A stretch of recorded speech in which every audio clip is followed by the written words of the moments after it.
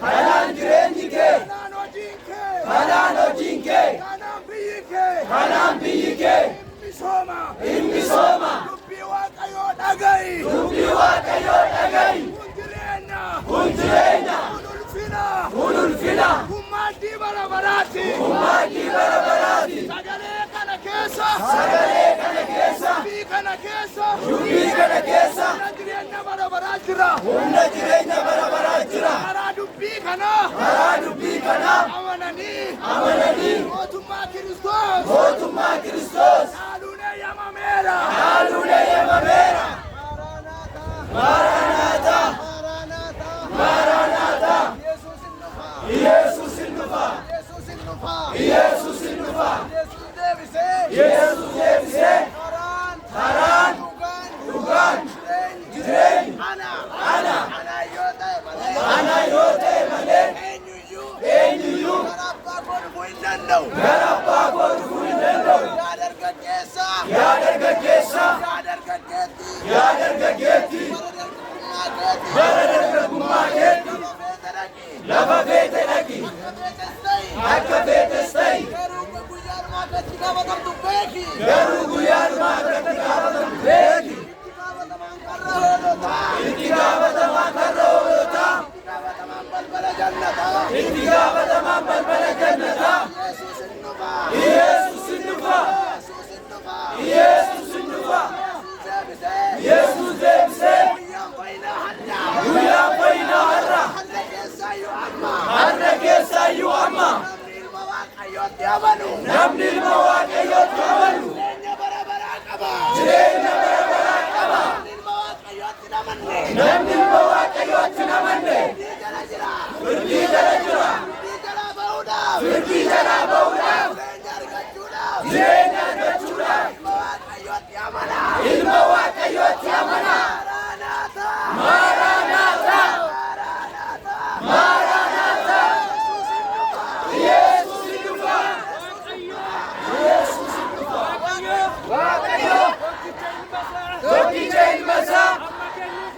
amma kennuufitti biyya lafaa jaallate kun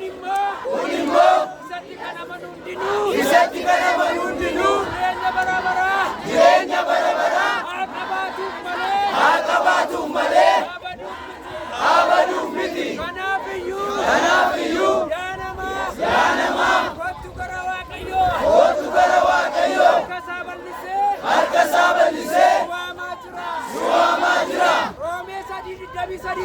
Roomee 3:23 irratti hundinuu yakkaniiru ayyaanni waaqayyoo isaanitti irrateera jedha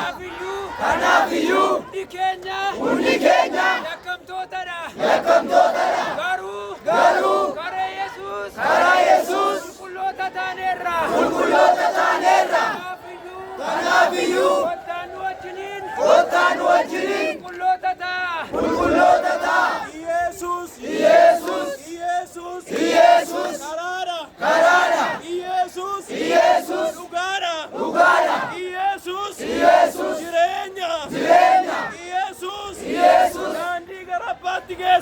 daandii gara abbaatti geessudha Yesus hin malee eenyuyyuu jireenya bara baraa hin argatu Yesus anaaf isiniif nuyiif araanii oofannoo irratti dhiiga isaa dhangalaase Yesus Kiristoos isin biteera cubbuu keessanii sababii akka keessanii dhiiga isaa isa qulqulluu nuuf dhangalaaseera kottaa gara Yesus Kiristoositti amana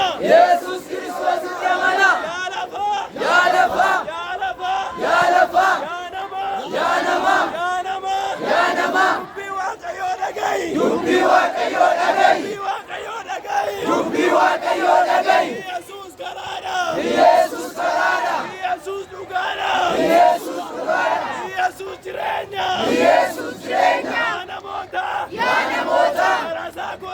gara isaa kottaa fayyina kan nabdan lakkina cubbuutti kan kuftan Yesuus kottaa yaa lafa dubbii Waaqayyoo dhaga'i Waaqayyo si jaallata lubbuu keetiif karoora dinqisiisaa qaba namni cubbamaadha karaan gara jireenyaatti geessu Yesuusin malee hin jiru kanaafuu Yesuus Kiristoos fayyisaa lubbuu keessanii godhadhaa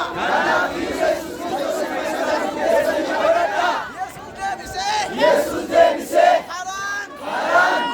dhugaan jireenya ana yoo ta'e malee eenyuyyuu gara abbaa koo dhufuu hin danda'u